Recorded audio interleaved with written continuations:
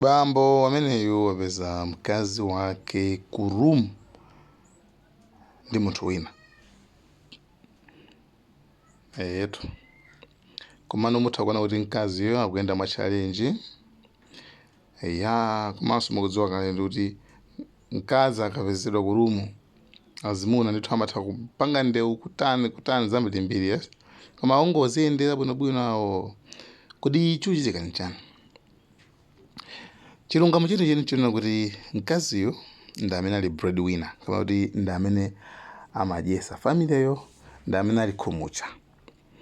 Awo ndi abambo koma basibe mmadziwabe zosauka zomwezi.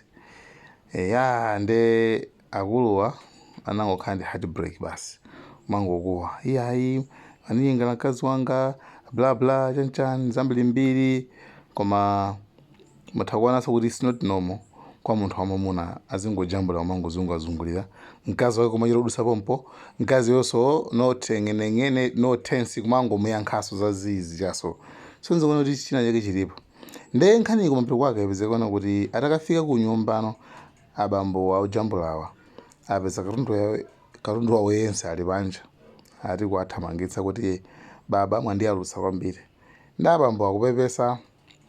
You see, azibambo malimbikira izizi sizabwino zikoma kwambiri.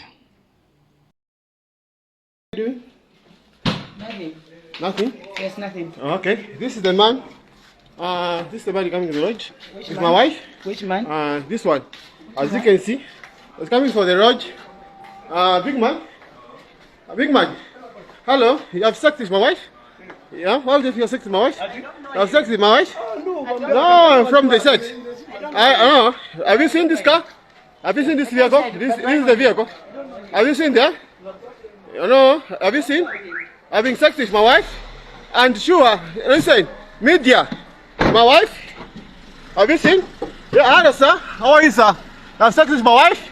No, no, I've captured this. I've captured this. As this vehicle. Alright, having sex with my wife. Have you seen? This is the lodge. This is the lodge. Have you seen? Have you seen? People, have you seen? Have you seen? This is the person. This girl is my wife. You are the person. You are the person. You are the person having sex with my wife. I think you are in the room. Why in the room?